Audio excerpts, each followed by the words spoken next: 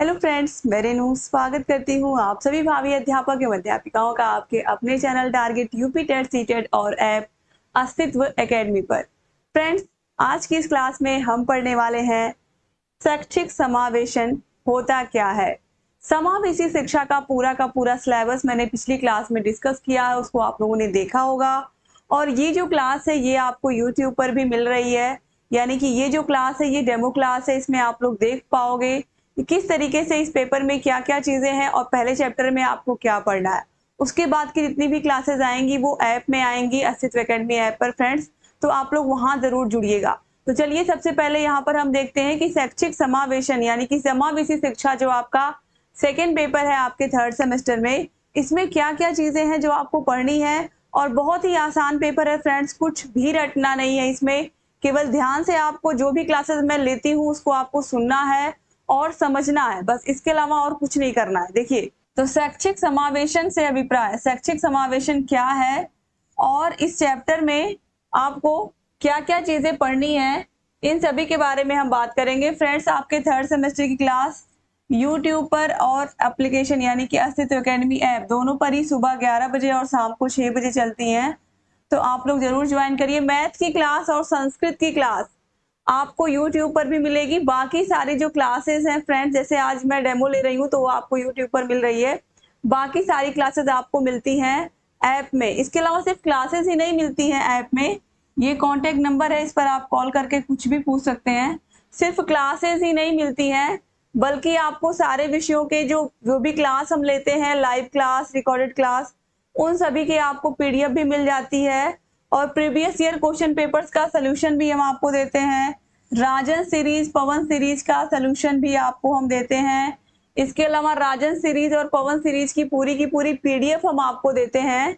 तो अलग से फ्रेंड्स बाजार से इसको खरीदने की जरूरत नहीं पड़ती है, ठीक है। तो इस बात का भी ख्याल रखिए आप लोग कि आप लोगों को बाजार से इस सीरीज को खरीदने की कोई जरूरत ही नहीं है। अगर आप लोगों ने यहाँ से एक तरीके से ऐप को डाउनलोड करने के बाद अगर आपने कोर्स को ले लिया है, इसके अलावा आपको सारे क्लासेस की नोट्स, सारे क्लास के पीडीएफ और टेस्ट सीरीज, हर एक सब्जेक्ट का जब एक चैप्टर पूरा हो जाता है तो उसका हम टेस्ट करवाते हैं, यूट्यूब पर भी करवाते हैं और ऐप में भी करवाते हैं। तो वहां से आप ये जांच पाते हो कि आपकी पढ़ाई कितनी अच्छी चल रही है। तो ये सब चीजें आपको मिलती हैं हमारे ऐप में, अस्तित्व एकेडमी ऐप पर। और यहाँ पर आप देखिए, ये जो फीस आपको दिख रही है ये इतनी नहीं है। जैसे ही आप ये कूपन लगाओगे START, ये जो फीस है 120 रुपी और ऑफ हो जाएगी, ठीक है। तो इस तरीके से फ्रेंड्स यहाँ पर ये काफी कम प्राइस में आपको सारी की सारी चीजें मिल रही हैं। अगर आप बाजार से केवल दोनों सीरीज ही खरीदने जाओगे तो भी इससे 2 गुने पैसे में आपको, 2 गुने 3 गुने पैसे में कहीं आपको केवल दोनों सीरीज मिलेंगी। और 8 के 8 विषयों के पूरे का पूरा हमने पीडीएफ ही बना दिया है, तो आपको सीरीज बाजार से खरीदने की जरूरत भी नहीं है। तो ये सब चीजें आपको मिल जाती हैं हमारे ऐप में। और ऐप में ऑलरेडी जैसा मैंने कहा कि सारे विषयों की मास्टर क्लास भी हम देते हैं। तो मास्टर क्लास जिसमें पूरा का पूरा विषय एक ही वीडियो में हम पढ़ा देते हैं। तो ये सब सारी की सारी सुविधाएं आपको ऐप में मिलेंगी फ्रेंड्स। तो ऐप को जरूर आप लोग डाउनलोड कर लीजिए। अब यहाँ पर देखिए, ये हमारा अस्तित्व एकेडमी ऐप है और इसको आप लोग प्ले स्टोर से इंस्टॉल कर सकते हैं फ्रेंड्स, और डाउनलोड कर लीजिए। और ये जितनी चीजें आप देख रहे हो ये सारी चीजें आपको मिलेंगी यहाँ पर। Live recorded classes, hand written notes, हाथों से लिखे हुए नोट्स दोस्तों हम देते हैं आपको। टेस्ट सीरीज, राजन सीरीज, पवन सीरीज का पूरा सोल्यूशन हम करवाते हैं। सभी स्टडी मटेरियल ऑफलाइन भी आप डाउनलोड कर सकते हो। तो कॉन्टेक्ट नंबर यहाँ पर दिया हुआ है, ये व्हाट्सएप नंबर भी है, इस पर कॉल करके मैसेज करके आप सारी की सारी जानकारी हमसे ले सकते हैं। सारी की सारी जानकारी अपने थर्ड सेमेस्टर के बारे में या कोर्स के बारे में या ऐप के बारे में आप ले सकते हैं, ठीक है। अब चलिए यहाँ पर फ्रेंड्स स्टार्ट करते हैं। आपका जो पूरा का पूरा ये सब्जेक्ट है, अब हम इसके बारे में बात करेंगे। देखिए, सब्जेक्ट जो है आपका ये डीएलएड थर्ड सेमेस्टर का सेकंड पेपर समावेशी शिक्षा, जो कि 50 नंबर का पेपर है आपका। 50 नंबर के पेपर में 15 नंबर के MCQ यानी कि मल्टीपल चॉइस क्वेश्चन होंगे, बहुविकल्पी प्रश्न 15 नंबर के, अति लघु उत्तरीय प्रश्न होंगे, वेरी शॉर्ट आंसर टाइप अति लघु प्रश्न होंगे, और इसके बाद फ्रेंड्स 20 नंबर के लघु उत्तरीय प्रश्न होंगे। तो इस तरीके से फ्रेंड्स अगर आपने अच्छे से पढ़ाई कर ली है, अगर आपने अच्छे से सारी क्लासेस ले ली हैं, तो आप लोग ये मान के चलिए कि 50 नंबर का पेपर है, 50 में 50 तो मिलना थोड़ा मुश्किल होता है क्योंकि थियोरेटिकल पेपर होता है, लेकिन आप 46, 47, 48 इस तरीके के मार्क्स आप निश्चित रूप से ला सकते हैं इस सब्जेक्ट में। तो ये आपके ऊपर है कि आप लोग किस तरीके से तैयारी कर रहे हो, किस तरीके से सारी क्लासेस को ले रहे हो। तो बहुत इंपॉर्टेंट हो जाता है कि आप लोग अच्छे से जी जान से सारे विषयों की तैयारी करिए और आप इस जितने 50 नंबर के पेपर हैं, क्योंकि मार्क्स यही बनाते हैं, जितने भी 50 नंबर के पेपर हैं, चाहे वो फर्स्ट पेपर हो, सेकंड पेपर हो या फिर सामाजिक विज्ञान यानी कि एसएसटी हो, ये तीनों ही पेपर 50 नंबर के होते हैं और ये तीनों ही बहुत मायने रखते हैं। ये जो 150 नंबर आपके होते हैं, तो आप लोग अच्छे से पढ़िए इसको फ्रेंड्स। तो चलिए स्टार्ट करते हैं समावेशी शिक्षा। तो शैक्षिक समावेशन से अभिप्राय आपका फर्स्ट चैप्टर है कि शिक्षा में समावेशन का क्या अर्थ है। तो फ्रेंड्स देखिए, शिक्षा में समावेशन, समावेश मतलब मिलाना। जैसे आप मेनली देखिए स्कूल में जितने बच्चे होते हैं लगभग सब सामान्य ही होते हैं, कुछ को छोड़ दिया जाए तो लगभग सबके सब सामान्य ही होते हैं। लेकिन हमें इन सामान्य बच्चों के साथ ऐसे बच्चों को भी कक्षा में बैठाना है जो किसी प्रकार से विशिष्ट बालकों की श्रेणी में आते हैं। विशिष्ट बालकों का मतलब ऐसे बच्चे जिन्हें देखने में प्रॉब्लम है, ऐसे बच्चे जिन्हें सुनने में प्रॉब्लम है, जो सही से सुन नहीं पाते, ऐसे बच्चे जिनकी हड्डियों में किसी प्रकार की कोई दिक्कत है, सही से वो चल नहीं पाते, या ऐसे बच्चे जिनको पोलियो हुआ है, ऐसे बच्चे जो कि तुतलाते हैं, हकलाते हैं, सही से बोल नहीं पाते हैं, या फिर ऐसे बच्चे जो बहुत तेज हैं, या ऐसे बच्चे जो बहुत ज्यादा मंद बुद्धि के हैं, जिन्हें एक बार समझाने पर वो चीजें समझ में नहीं आती, कॉन्सेप्ट समझ में नहीं आता। तो ये सारे के सारे बच्चों का हम उसी कक्षा में समावेशन करते हैं, उन्हीं कक्षा में समान रूप से सामान्य बच्चों के साथ बैठा करके अगर पढ़ा रहे हैं हम, तो यही क्या हो गया, शैक्षिक समावेशन। इसका मतलब आप समझ गए होंगे कि जो समावेशी शिक्षा है वो मुख्य रूप से अगर देखा जाए तो किन बच्चों पर फोकस करती है, ऐसे बच्चे जो विशिष्ट हैं, जो सामान्य नहीं है, जो सामान्य बच्चों की तरह बिहेव नहीं करते या सामान्य बच्चों की तरह नहीं होते, वो थोड़े से अलग होते हैं। तो ऐसे बच्चों की शिक्षा को ही हम एक तरीके से कह सकते हैं कि समावेशी शिक्षा के अंतर्गत रखते हैं। तो चलिए देखते हैं, शैक्षिक समावेशन में उन सभी तथ्यों को सम्मिलित किया जाता है जो विशिष्ट बालकों पर लागू होते हैं। किन बालकों पर, विशिष्ट बालकों पर। अब विशिष्ट बालक अर्थात समावेशी शिक्षा शारीरिक रूप से, मानसिक रूप से प्रतिभाशाली तथा विशिष्ट गुणों से युक्त विभिन्न बालकों पर अपनाई जाती है, लेकिन यह शिक्षा सामान्य बालकों को शिक्षा नहीं देती। विशिष्ट शिक्षा का इतिहास अत्यंत विशाल है। प्राचीन काल में ब्राह्मण तथा क्षत्रिय शिक्षा के क्षेत्र में निपुण होते थे और वैश्यों व शूद्रों को भी शिक्षा उनके अनुरूप अलग अलग प्रदान की जाती थी। उस समय कार्यों का वर्गीकरण विभिन्न प्रतिभाओं के अनुरूप किया जाता था, अर्थात विभिन्न प्रतिभाओं से संपन्न छात्रों को अलग अलग श्रेणी में रखकर शिक्षण प्रदान किया जाता था। तो अगर एग्जाम में पूछता है कि समावेशी शिक्षा जो है वो किस प्रकार के बच्चों को शिक्षा नहीं देती है, तो सामान्य बालकों को शिक्षण नहीं देती, सामान्य बालकों को शिक्षण नहीं देती है। याद रखिएगा, ये बहुत इंपॉर्टेंट पॉइंट है क्योंकि इससे बहुत ज्यादा प्रश्न पूछे गए हैं आपके एग्जाम में। तो आप लोगों को समझ में आ गया होगा कि जो समावेशी शिक्षा है वो किस प्रकार के बच्चों पर लागू होती है। अब समावेशी शिक्षा संपूर्ण कार्यक्रम नहीं है, यह सामान्य बालकों की शिक्षा से सर्वथा भिन्न है। इस शिक्षा में ऐसे घटकों को सम्मिलित किया जाता है जो सामान्य बालकों के कार्यक्रमों के साथ साथ विशिष्ट भी होते हैं। आज ब्रिटेन तथा अमेरिका जैसे कुछ विकसित देशों में इस प्रकार की शिक्षण संस्थाएं आवासीय विद्यालय के रूप में कार्यरत हैं, लेकिन विकासशील होते हुए भी हमारे देश में इस प्रकार की संस्थाओं का अभाव है। अतः समावेशी बालकों की सुविधाओं को ध्यान में रखते हुए आज भारत के महानगरों में ऐसी संस्थाओं पर विशेष ध्यान दिया जा रहा है। तो फ्रेंड्स यहाँ पर देखिए अमेरिका और ब्रिटेन की बात की गई है कि जहां पर ऐसे बच्चे हैं जो विशिष्ट बच्चे हैं, जिन्हें किसी प्रकार की शारीरिक दिक्कत है, मानसिक रूप से वो परेशान है, मानसिक रूप से एक तरीके से मंद बालक हैं या मंद बुद्धि बालक हैं या फिर बहुत तेज हैं या बहुत कमजोर बच्चे हैं, तो ऐसे बच्चों की जो शिक्षा है उसके लिए अमेरिका और ब्रिटेन जैसे देशों ने क्या किया है, आवासीय विद्यालय बना दिया है कि बच्चा यहीं रहेगा, यहीं से स्कूल में आएगा और यहीं पढ़ेगा। लेकिन हमारे देश में अभी ऐसी सुविधाएं हर जगह नहीं है, लेकिन महानगरों में, जैसे महानगरों की बात की गई, जैसे दिल्ली हुआ, इसके अलावा कोलकाता हुआ, मुंबई हुआ, जो महानगर है हमारे, चेन्नई हुआ, यहाँ पर जो सुविधाएं हैं इस तरीके के बच्चों के लिए वहां पर बनाए जा रही हैं, स्कूलों में आवासीय विद्यालय बनाए जा रहे हैं ताकि इन बच्चों की भी जो शिक्षा है वो अच्छी प्रकार से और सही प्रकार से हो पाए। तो चलिए आगे देखते हैं समावेशी शिक्षा का अर्थ क्या होता है। तो समावेशी शिक्षा से अभिप्राय है कि छात्रों के सार्थक शिक्षा कि छात्रों को सार्थक शिक्षा अनुकूलतम वातावरण में उपलब्ध कराई जाए जिससे वे अपने जीवन को सफल बना सके।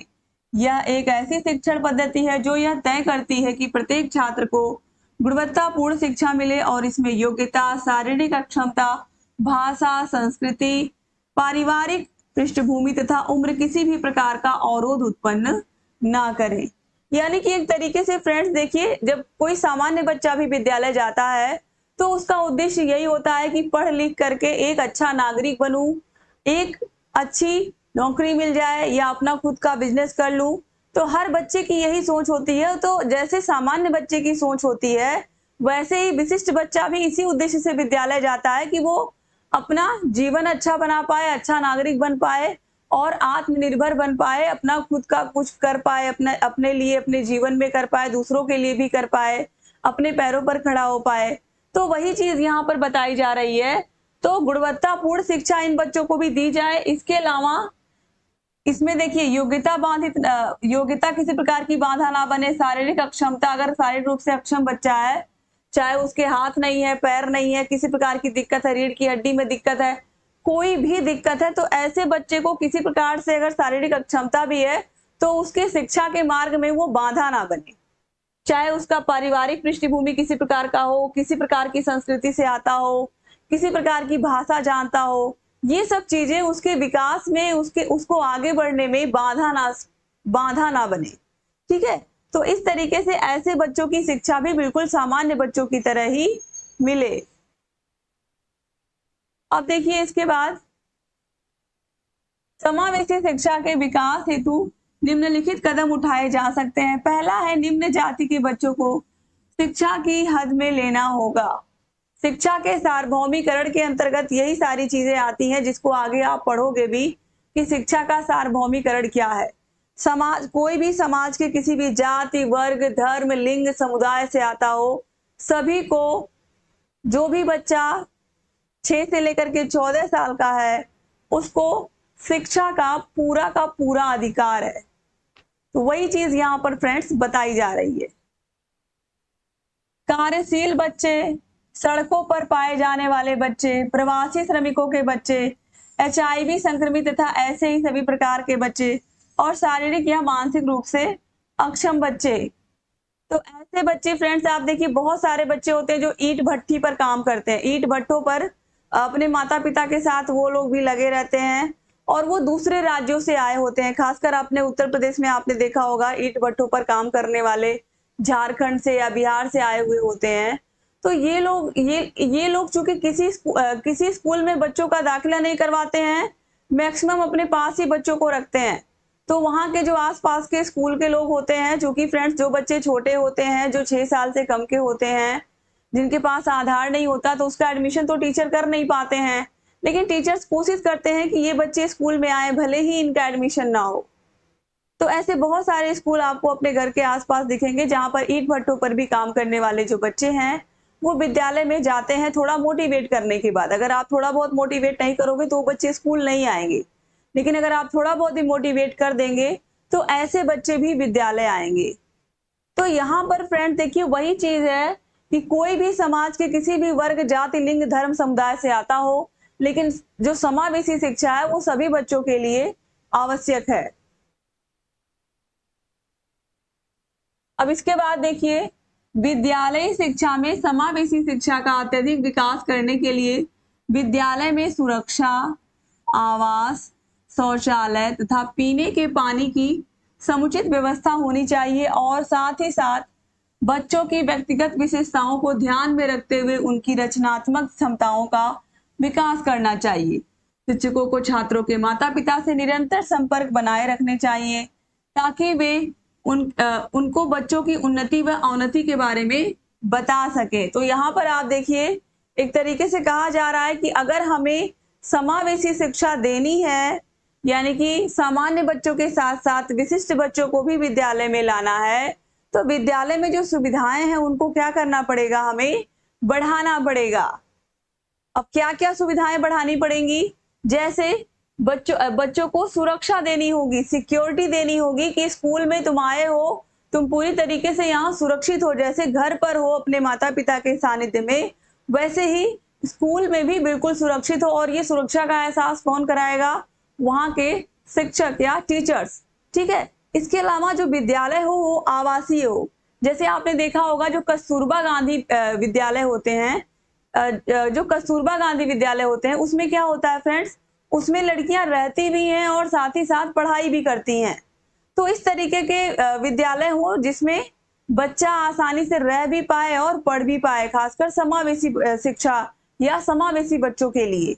इसके अलावा पीने का स्वच्छ पानी हो विद्यालय में और समुचित व्यवस्था हो उन बच्चों के लिए, किसी प्रकार की उनको कोई दिक्कत ना हो, ठीक है। तो ये सब चीजें ध्यान में रखनी है।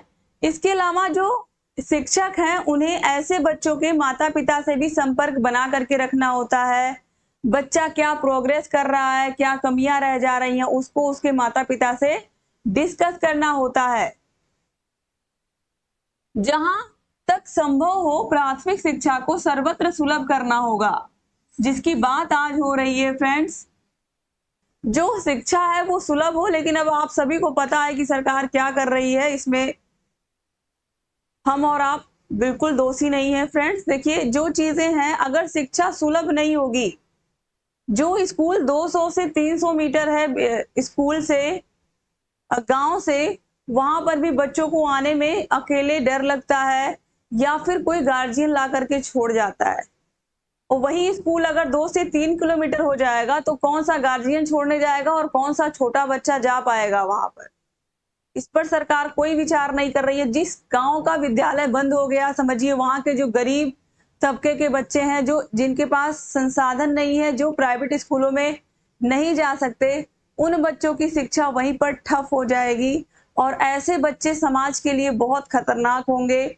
ऐसे बच्चे ही अपराधी बनेंगे, चोर बनेंगे, डकैत बनेंगे, न जाने क्या क्या बनेंगे, क्योंकि उनकी कोई पढ़ाई लिखाई नहीं होगी। वो घूमेंगे तो क्या चीजें सीखेंगे, आप समझ सकते हो। तो इस तरीके से फ्रेंड्स सरकार को विचार करना चाहिए इन सब चीजों पर कि स्कूल बंद करना कोई अच्छा निर्णय नहीं है। विद्यालयों की किस तरीके से बच्चों का नामांकन बढ़ाया जाए। जो हर एक प्राइमरी स्कूल के आसपास 8-10 प्राइवेट स्कूल खोल करके बैठ गए हैं बिना किसी मान्यता के, उन स्कूलों को बंद किया जाए, वो जरूरी था, ना कि सरकारी स्कूलों को बंद किया जाए। तो इस तरीके से फ्रेंड्स देखिए, यहाँ पर वही चीज, अगर शिक्षा सुलभ नहीं होगी, यहाँ पर सुलभ की बात आई, आसान, जितना आसानी से बच्चा पहुंच पाएगा स्कूल, उतनी ही आसानी से वो पढ़ाई कर पाएगा। और स्कूल जितना ही दूर हो जाएगा, बच्चा वहां पर नहीं जा पाएगा। तो ये सारी चीजें हैं फ्रेंड्स, ध्यान रखना होगा कि अगर समावेशी शिक्षा आप दे रहे हो तो बच्चों को आपको सुविधा भी देनी पड़ेगी। अब देखिए, जल्दी से जल्दी इस समस्या का समाधान करना होगा। भाषागत समस्याओं को ध्यान में रखकर इन समस्याओं को त्वरित रूप से दूर करने का प्रयास करना होगा। अतः हमें एक ऐसी शिक्षा प्रणाली की तरफ अग्रसर होना होगा जो प्रत्येक व्यक्ति को आसानी से उपलब्ध हो सके। फिर वही चीज कि शिक्षा व्यवस्था ऐसी होनी चाहिए, सरकार ने कुछ सोच समझ करके ही प्रत्येक 1.5 किलोमीटर पर एक प्राइमरी स्कूल खोला था, जिसको आज सरकार बंद कर रही है। तो इस तरीके से फ्रेंड्स हम कह सकते हैं कि अगर स्कूल बंद होंगे तो धीरे धीरे, आज एक की शुरुआत हुई है, कल लगभग धीरे धीरे 10% स्कूल बंद होंगे, फिर 20, फिर 30, फिर धीरे धीरे 50% पे संख्या आ जाएगी। क्योंकि फ्रेंड्स संख्या इतनी आसानी से नहीं बढ़ने वाली जिस तरह सरकार सोच रही है। जब तक आप प्राइवेट स्कूलों पर लगाम नहीं लगाएंगे तब तक सरकारी विद्यालयों में बच्चों की संख्या नहीं बढ़ेगी। तो ये बहुत बड़ी गंभीर समस्या है जिसके बारे में कोई विचार नहीं कर रहा है। ना तो टीचरों की भर्ती करनी है, ना तो संसाधन बढ़ाने हैं विद्यालयों में। कहीं कहीं ऐसी स्थिति है जहां पर सही से नल भी नहीं है जहां बच्चे साफ पानी पी पाए। तो ये सब सुविधाएं बढ़ानी होंगी, तभी जा करके कहीं ना कहीं जो हमारा देश है वो विकसित बन पाएगा। और अगर स्कूल ही बंद हो जाएंगे, शिक्षा का अधिकार ही छीन जाएगा बच्चों से, तो क्या देश महान बनेगा और क्या देश विश्व गुरु बनेगा। तो फ्रेंड्स यहाँ पर आप देखिए हम समावेशी शिक्षा की बात कर रहे हैं। अब समावेशी शिक्षा के मुख्य उद्देश्य क्या है? तो समावेशी शिक्षा तथा सामान्य शिक्षा के उद्देश्य लगभग समान ही होते हैं। जैसा मैंने कहा कि स्कूल में अगर कोई भी बच्चा आ रहा है तो अपने आप को वो काबिल ही बनाना चाहता है, इसीलिए वो विद्यालय में आ रहा है। वो अपने आप को समाज में एक अच्छी पोजीशन पर हो पाए वो, या फिर समाज में एक सम्मान पूर्वक जीवन वो जी पाए, एक अच्छा नागरिक बन पाए, आत्मनिर्भर बन पाए। चाहे वो समावेशी शिक्षा वाले बच्चे हों, चाहे वो सामान्य बच्चे हों, सबका विद्यालय आने का उद्देश्य ही यही होता है कि वो अपना जीवन अच्छे से यापन कर पाए आगे का। तो यहाँ पर देखिए जैसे देश का विकास करना, बालकों को उपयुक्त शिक्षा के द्वारा मानवीय संसाधनों का विकास, नगरीय विकास, समाज का पुनर्गठन तथा व्यवसायिक कार्यकुशलता आदि प्रदान किया जाना। इन उद्देश्यों के अतिरिक्त समावेशी शिक्षा के अन्य उद्देश्यों का वर्णन भी इस प्रकार है कि क्या क्या उद्देश्य हैं, चलिए हम लोग देख लेते हैं।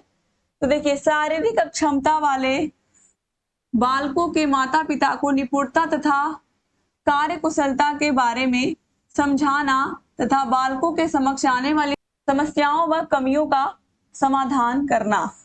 यानी कि जो शिक्षक है उनकी जो जिम्मेदारी होती है वो बहुत महत्वपूर्ण हो जाती है समावेशी शिक्षा में, कि किस तरीके से बच्चे के निपुणता के बारे में, बच्चे की कार्यकुशलता के बारे में, बच्चा किस चीज में अच्छा है, इन सभी के बारे में बच्चे के जो गार्जियन है, जो उसके माता पिता हैं, उनको पूरी जानकारी देना। इसके अलावा देखिए शारीरिक विकृत बालकों की विशेष आवश्यकताओं की सर्वप्रथम पहचान करना तथा उनका निर्धारण करना, शारीरिक दोष की स्थिति के बढ़ने से पूर्व ही उसे रोकने के उपाय तथा बालकों के सीखने की समस्याओं को ध्यान में रखते हुए कार्य करने की नवीन विधियों द्वारा प्रशिक्षण देना, शारीरिक रूप से अक्षमता वाले बालकों का पुनर्वासन किया जाना चाहिए, शारीरिक रूप से विकृत बालकों की शिक्षण समस्याओं की जानकारी एकत्रित करना तथा सुधार के लिए सामूहिक संगठन की तैयारी करना। तो ऐसे बच्चों को के लिए शिक्षक को भी प्रशिक्षण लेना पड़ेगा, ठीक है। इसके अलावा अलग अलग विधियों का प्रयोग करके इन बच्चों को पढ़ाना होगा। इसके अलावा फ्रेंड्स हमें उन बच्चों की जो शिक्षण संबंधी समस्याएं हैं उनको एकत्रित करके उस पर काम करना होगा कि कैसे जो समस्याएं आ रही हैं इन बच्चों की, कैसे इसको हम क्या कर सकते हैं, दूर कर सकते हैं, कैसे इन बच्चों की शिक्षा को और आसान बना सकते हैं हम। तो इन सभी के बारे में हम इसमें क्या करते हैं, विचार करते हैं, ठीक है। अब समावेशी बालकों की क्या विशेषताएं हैं इसके बारे में हम पढ़ेंगे। तो चलिए फ्रेंड्स अब यहाँ पर हम देख लेते हैं समावेशी बच्चों की। तो चलिए फ्रेंड्स यहाँ पर हम देख लेते हैं कि समावेशी बच्चों की जो विशेषताएं होती हैं वो क्या होती हैं, इनकी कैरेक्टरिस्टिक्स क्या होते हैं। तो देखिए पहला तो यही है, यहाँ पर आप देखिए समावेशी बच्चों की जो विशेषताएं हैं वो निम्नलिखित हैं। पहला है समावेशी बालक शारीरिक, मानसिक, सामाजिक तथा भावात्मक रूप से पूर्णतः एक दूसरे से भिन्न होते हैं। किसी बच्चे के हाथ में कोई प्रॉब्लम है, किसी बच्चे के पैर में किसी प्रकार की दिक्कत है, किसी बच्चे की रीढ़ की हड्डी में किसी प्रकार की प्रॉब्लम है, तो ये सब चीजें शारीरिक रूप से अक्षम बालकों में आएंगी। सारे शारीरिक रूप से अक्षम बालक सेम नहीं होंगे। इसके अलावा कुछ बच्चे ऐसे हैं जिनको सुनाई नहीं दे रहा है, कुछ बच्चे ऐसे हैं जिनको दिखाई नहीं दे रहा है, कुछ बच्चे ऐसे हैं जिनका जो तुतला कर या हकला कर बोलते हैं। तो ये सभी शारीरिक अक्षमता वाले बालकों के अंतर्गत आ जाएंगे। कुछ मानसिक रूप से होते हैं, जैसे कि ऐसे बच्चे जो जल्दी सीख नहीं पाते हैं, जिनको समय लगता है कैलकुलेशन करने में या सोचने में। ऐसे बच्चे जो सामाजिक तथा भावात्मक रूप से पूर्णतः दूसरे से अलग होते हैं। अब चूंकि फ्रेंड्स अगर हम समाज की बात करें तो आपको पता है कि जो स्कूल में सभी वर्ग, जाति, समुदाय, लिंग के बच्चे आते हैं, तो सभी की ना तो जाति समान होती है, ना तो सभी एक ही सोसाइटी से आते हैं। किसी के माता पिता बहुत धनी होते हैं, किसी बच्चे के माता पिता बहुत गरीब होते हैं, किसी के माता पिता किसान होते हैं, किसी के माता पिता मजदूर होते हैं। तो सब अलग अलग सामाजिक वातावरण से आते हैं स्कूल में। तो इसी वजह से सब क्या होते हैं, एक दूसरे से बिल्कुल अलग होते हैं। और इन सभी बच्चों को पढ़ाना एक साथ बैठा करके कक्षा में, ये शिक्षक के लिए बहुत बड़ा टास्क होता है।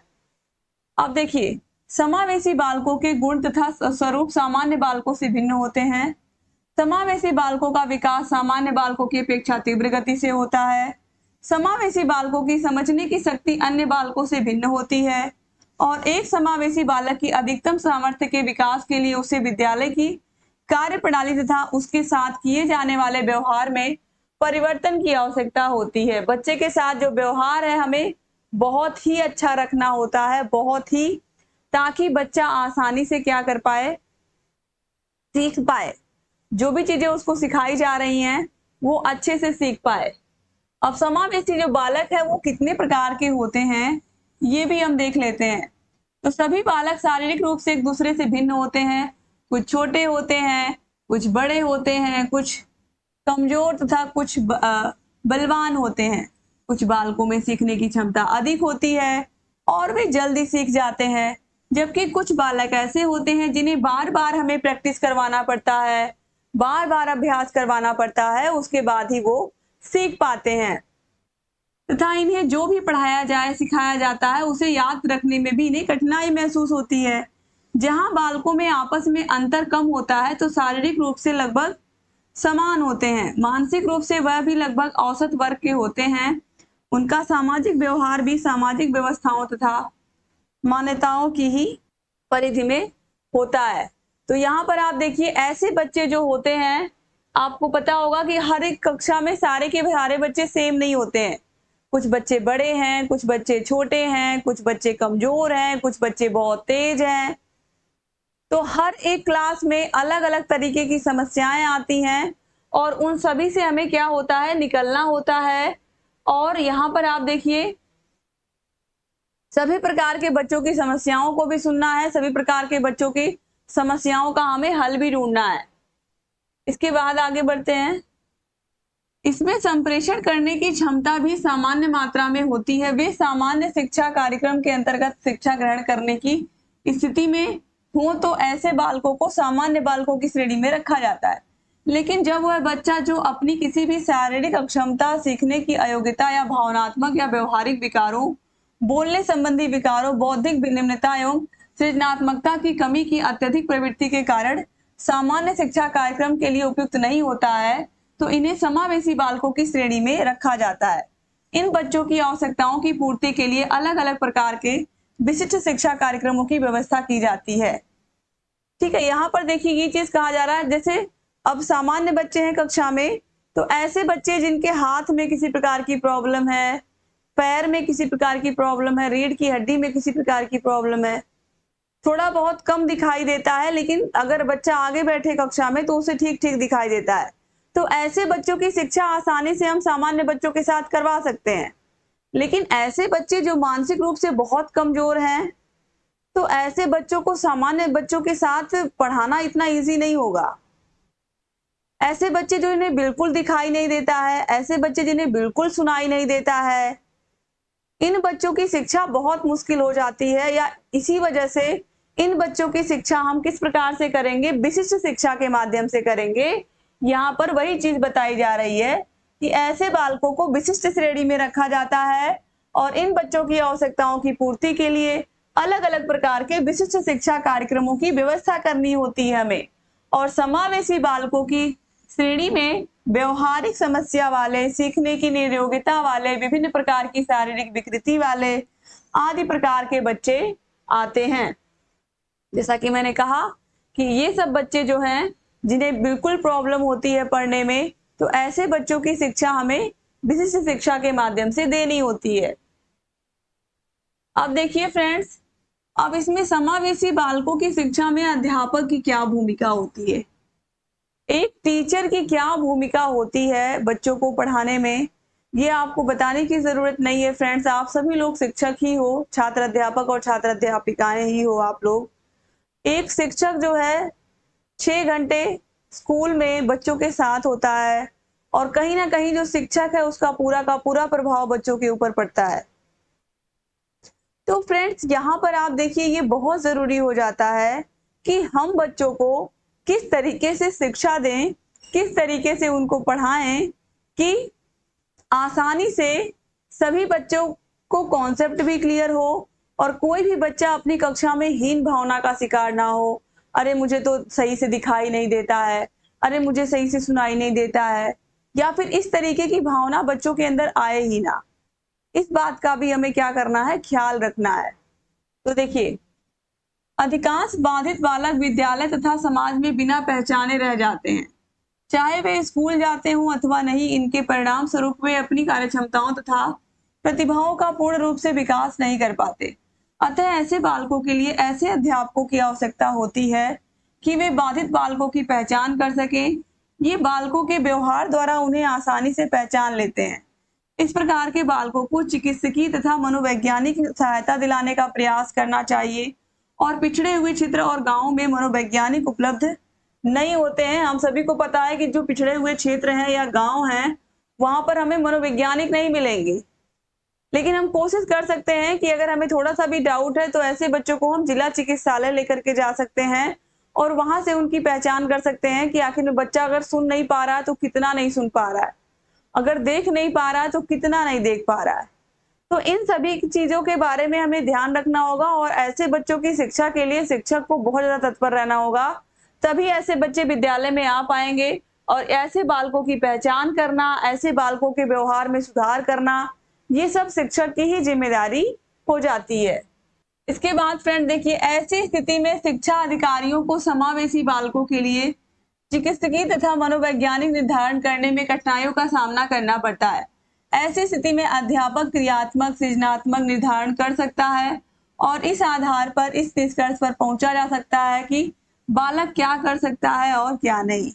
तो यहाँ पर देखिए जो सारी चीजें हैं अधिकारियों ने भी शिक्षकों पर ही डाल दी कि अब शिक्षक ही ये डिसाइड करेंगे कि बच्चा किस प्रकार का है, वो सृजनात्मक है या फिर नहीं है, या फिर वो क्रियात्मक है कि नहीं। उसके अंदर जो क्वालिटी है, जो भी बच्चे के अंदर क्वालिटी है उसी क्वालिटी को शिक्षक क्या करें और निखारें, ये चीज यहाँ पर बताई जा रही है।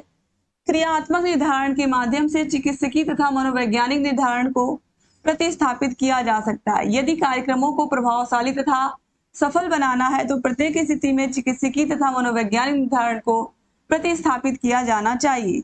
यदि अवरोधित कार्यक्रमों को प्रभावशाली तथा सफल बनाना है तो प्रत्येक स्थिति में चिकित्सीय तथा मनोवैज्ञानिक निर्धारण का विषय समावेशी बालक होने चाहिए। एक तरीके से यहाँ पर फ्रेंड्स देखिए वही चीज कहा जा रहा है कि ऐसे बच्चों की जो शिक्षा है जब तक अगर हम नहीं समझ पा रहे हैं कि बच्चे को क्या प्रॉब्लम है, उसके लिए हमें मनोवैज्ञानिक एक तरीके से अरेंज करना ही होगा और उसकी चिकित्सकीय जांच करवानी ही होगी। तभी हम समझ पाएंगे कि बच्चे को क्या प्रॉब्लम है और उसके बाद ही उसको शिक्षा दे पाएंगे। तो ये बहुत जरूरी है कि बच्चों के लिए मनोवैज्ञानिक भी हो और बच्चों की चिकित्सकीय सुविधा भी चिकित्सा भी बच्चों को आसानी से मिल पाए, तभी हम ऐसे बच्चों की जो शिक्षा है वो अच्छे से करा पाएंगे। अगर ऐसे बच्चों के लिए हमें कोई सुविधा ही नहीं मिलेगी तो ऐसे बच्चे समाज में एक तरीके से बिना पहचाने ही रह जाएंगे ना। जब वो पढ़ेंगे लिखेंगे नहीं तो फिर वो अपनी पहचान कैसे बना पाएंगे। इसके बाद देखिए रॉस ने क्या कहा है, यदि मापन के सारे यंत्र तथा साधन इस संसार से लुप्त कर दिए जाएं तो आधुनिक सभ्यता बालू की दीवार की तरह ढह जाएगी। और ये इतना इंपॉर्टेंट कथन है फ्रेंड्स इनका, जो बार बार पूछा जाता है। ठीक है, तो देखिए फ्रेंड्स आजकल जितनी भी चीजें होती हैं सब हर चीज में नाप तौल मापन ही होता है। तो उसी चीज के बारे में यहाँ पर रॉस ने ये परिभाषा दी है यदि हम रॉस के उपयुक्त कथन तथा पर दृष्टिपात करते हैं तो विदित होता है कि आधुनिक सभ्यता का आधार मापन ही है, क्योंकि मापन के अभाव में यह कहना कि हमने कितनी उन्नति की है अर्थहीन होगा। आज हर एक कार्य के लिए हमें मापन की आवश्यकता पड़ती है। प्रत्येक व्यक्ति के जन्म से लेकर मृत्यु तक किसी न किसी रूप में यह प्रक्रिया चलती रहती है।